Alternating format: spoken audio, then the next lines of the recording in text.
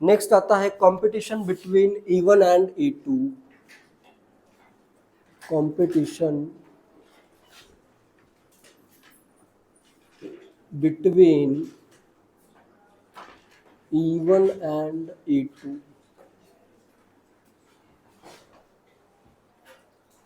Alkyl halide करता हूं, इधर मैं करता हूं अल्काइल हैलाइड और इधर इलिमिनेशन। अल्काइल हैलाइड अगर प्राइमरी है, 1 डिग्री का अगर अल्काइल हैलाइड है तो उसमें E1 होगा क्या? 1 डिग्री का कार्बोकैटायन बहुत अनस्टेबल होता है तो उसमें E1 नहीं पॉसिबल है, तो यहाँ पे क्या आएगा? Only E2, only E2। Next secondary अगर है, 2 डिग्री का अगर अल्काइल हैलाइड है तो उसमें E1 भी पॉसिबल है एंड E2 भी पॉसिबल है। नेक्स्ट 3 डिग्री का अगर अल्काइल हैलाइड है तो उसमें भी E1 भी पॉसिबल है और E2 भी पॉसिबल है। E1 और E2 का जो रिएक्टिविटी का ऑर्डर है फॉर इलिमिनेशन, E1 हो या फिर E2 हो, फास्ट क्या रिएक्ट करेगा? इधर कार्बोकैटायन 3 डिग्री फास्ट रिएक्ट, फिर 2 डिग्री, फिर 1 डिग्री आएगा। इधर अल्किन लाइक ट्रांजिशन स्टेट है तो इसमें भी क्या आएगा? 3 degree more reactive than 2 degree than 1 degree. Clear है ये? इधर कार्बोकैटायन की स्टेबिलिटी देखोगे, इधर स्टेबिलिटी ऑफ अल्किन देखोगे। ठीक है, ट्रांजिशन स्टेट क्या है इसका? अल्किन लाइक ट्रांजिशन स्टेट है। क्लियर है?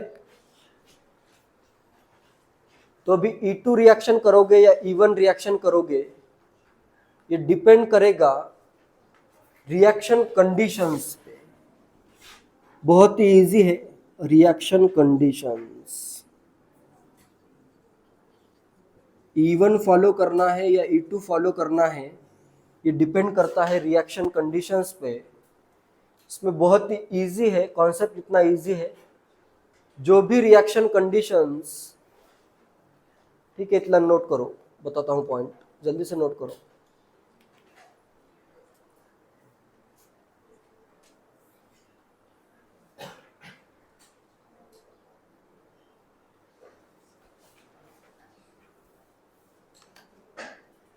जो रिएक्शन कंडीशंस SN2 के लिए है वही same to same reaction conditions E2 के लिए भी है। SN2 में क्या चाहिए अपने को? स्ट्रॉन्ग बेस, और सॉल्वेंट कौन सा होता है?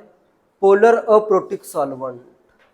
SN2 is favoured bye strong base. इधर क्या आना चाहिए? स्ट्रॉन्ग बेस या स्ट्रॉन्ग न्यूक्लियोफाइल आना चाहिए। ठीक है, स्ट्रॉन्ग बेस और nucleophile in polar aprotic solvent. Polar aprotic, ये सब पॉइंट में लिखवाता हूँ, पोलर अप्रोटिक सॉल्वेंट यूज होता है। नेक्स्ट, जो रिएक्शन कंडीशंस SN1 की है वही same to same reaction conditions E1 की भी है। ठीक है, इसमें अभी सॉल्वेंट क्या होता है या बेस क्या है? पुअर बेस, या सॉल्वेंट यहाँ पे क्या है? बेस है। ठीक है, पुअर न्यूक्लियोफाइल या वीक बेस आएगा, पुअर न्यूक्लियोफाइल या न्यूट्रल न्यूक्लियोफाइल कह सकते हो। ठीक है, वीक बेस होता है और सॉल्वेंट यहाँ पे जनरली बेस का काम करता है। ठीक है, सॉल्वेंट कौन सा यूज होता है? इधर पोलर प्रोटिक सॉल्वेंट यूज होता है। क्लियर है? अगर स्ट्रॉन्ग बेस दिया है और सॉल्वेंट दिया है पोलर अप्रोटिक, तो इस केस में क्या होगा? E2 रिएक्शन होगी। अगर अपना वीक डायरेक्टली सिंपली सॉल्वेंट दिया है तो इस केस में कौन सी रिएक्शन होगी? E1 रिएक्शन होगी। क्लियर है? पॉइंट नोट करो, फर्स्ट पॉइंट लिखो, the E2 reaction is favoured by E2 reaction is favored by same factors that favor SN2. The E2 reaction is favored by same factors that favor SN2, same factors that favor SN2, that is that is by a high concentration, that is by a high concentration of strong base, that is by a high concentration of strong base in an aprotic polar solvent, in an aprotic polar solvent, in an aprotic polar solvent, या polar aprotic भी लिख सकते हो। Next point क्या होगा अभी, E1 is favored by, E1 is favored by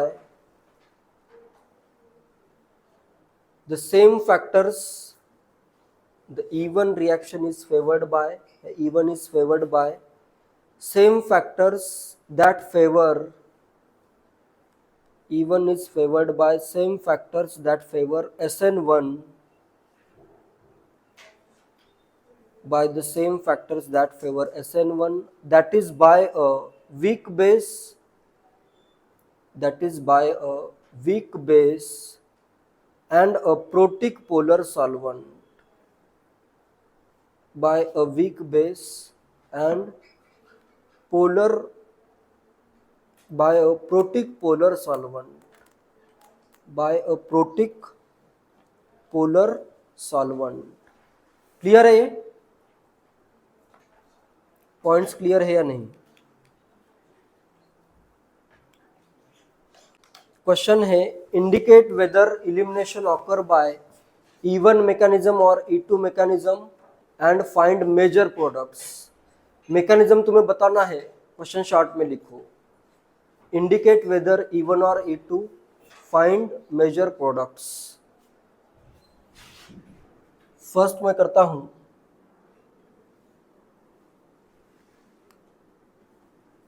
इधर कर देता हूं Br एंड इधर मैं करता हूं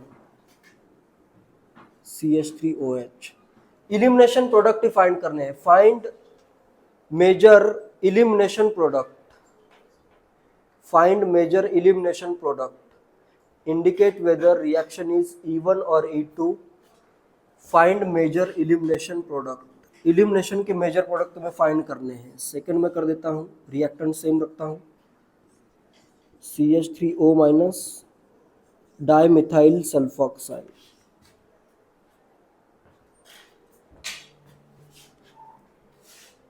थर्ड रिएक्शन करता हूं, क्लोरीन कर देता हूं इधर OH-, डाइमिथाइल एसिटामाइड सॉल्वेंट कर देता हूं, ठीक है। फोर्थ मैं करता हूं,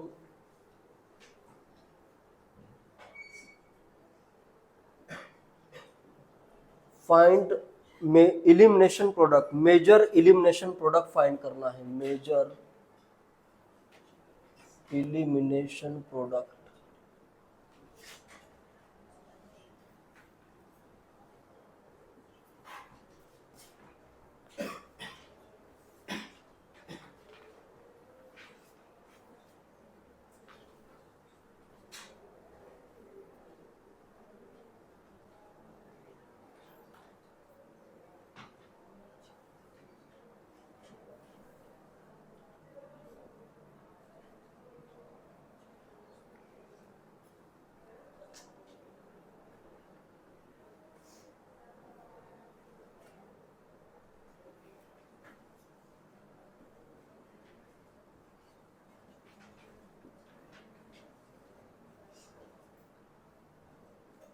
डाइमिथाइल फॉर्मामाइड कर दिया इधर सॉल्वेंट, ठीक है।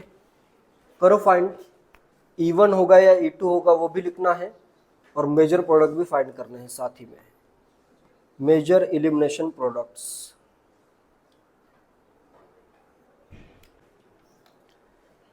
फर्स्ट रिएक्शन E1 हो गया, E2,